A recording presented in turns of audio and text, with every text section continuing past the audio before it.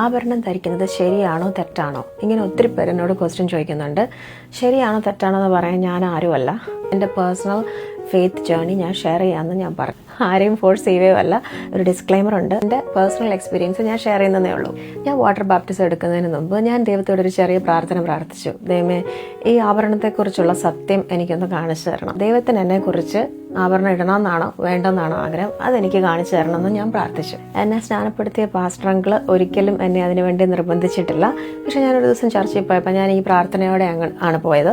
അപ്പം ഈ പാസ്റ്ററിൻ്റെ വായിലൂടെ തന്നെ ഒരു വചനം ഇങ്ങനെ പറഞ്ഞു. എക്സോഡസ് ചാപ്റ്റർ 33:5 നിങ്ങൾ ദുശാഠ്യമുള്ള ജനമാകുന്നു, അതുകൊണ്ട് ഞാൻ നിന്നോട് എന്ത് ചെയ്യണമെന്ന് അറിയേണ്ടതിന് നീ നിന്റെ ആഭരണം നീക്കിക്കളക. ഈ പാസ്റ്റർ ഷെയർ ചെയ്തപ്പോൾ ഞാൻ ഈ വചനം വായിച്ചപ്പോൾ ദൈവത്തിന്റെ ഒരു ടാൻജിബിൾ പ്രസൻസ് എനിക്ക് ഫീൽ ചെയ്തു. അപ്പോൾ ഞാൻ വിശ്വസിക്കുന്നത് ദൈവം ജ്വല്ലറിയെ കുറിച്ച് മാത്രമല്ല പറയുന്നത്, സെപ്പറേഷനെ കുറിച്ചാണ് പറയുന്നത്. ഐഡൽസ് നമ്മുടെ ജീവിതത്തിൽ നിന്ന് മാറ്റിക്കളയാനാണ് പറയുന്നത്. ദൈവത്തിന്റെ സ്ഥാനം നമ്മൾ മറ്റെന്തിനെങ്കിലും കൊടുത്തിട്ടുണ്ടെങ്കിൽ അത് നമ്മുടെ ജീവിതത്തിൽ നിന്ന് മാറ്റണമെന്നാണ് ദൈവം ആ വചനത്തിലൂടെ എന്നോട് സംസാരിച്ചത്. ഐഡൽസ് നമ്മളിൽ നിന്ന് റിമൂവ് ചെയ്ത് കഴിഞ്ഞാൽ ദൈവം നമ്മളുടെ ജീവിതത്തിൽ പ്രവർത്തിക്കും. അങ്ങനെ ഒരു സത്യം എനിക്ക് അതിൽ നിന്ന് മനസ്സിലായി. അത് കഴിഞ്ഞ് ഞാൻ വീട്ടിൽ ചെന്ന് വീണ്ടും പ്രാർത്ഥിച്ചു. ദൈവമേ, I want one more confirmation.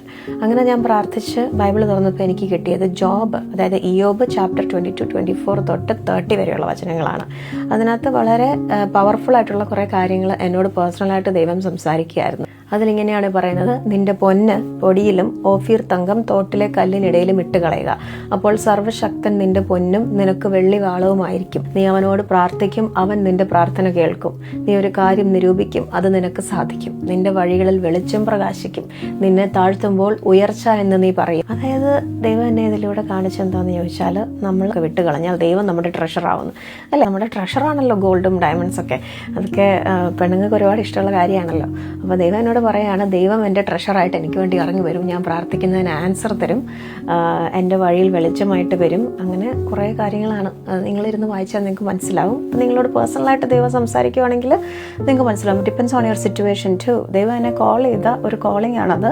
അപ്പം പേഴ്സണൽ ജേർണി ഓഫ് ഒബീഡിയൻസ് ആയിരുന്നു അത്. ഞാൻ പല കാര്യങ്ങൾക്ക് വേണ്ടി വെയിറ്റ് ചെയ്തുകൊണ്ടിരുന്ന സമയത്ത് പ്രാർത്ഥിച്ചുകൊണ്ടിരുന്നപ്പോൾ കിട്ടിയ ഒരു ദൈവത്തിൻ്റെ കമാൻഡാണത്. അതെൻ്റെ പേഴ്സണൽ ജേർണി ഓഫ് ഒബീഡിയൻസ് ആണ്. അപ്പം ഞാൻ അതിനകത്ത് ദൈവത്തെ ഒബേ ചെയ്യാനാണ് ആഗ്രഹിച്ചത്. ഞാനത് ഷെയർ ചെയ്യുന്നത് ദൈവത്തെ മഹത്വപ്പെടുത്താൻ വേണ്ടിയും ചോദിച്ചതുകൊണ്ടുമാണ്. ദൈവം നിങ്ങൾ ചോദിച്ചാൽ സംസാരിക്കും എന്ന് ടെസ്റ്റിഫൈ ചെയ്യാനും കൂടെയാണ് ഞാനത് പറഞ്ഞത്. അപ്പോൾ ഗോഡ് ബ്ലെസ് യു എവരിവൺ.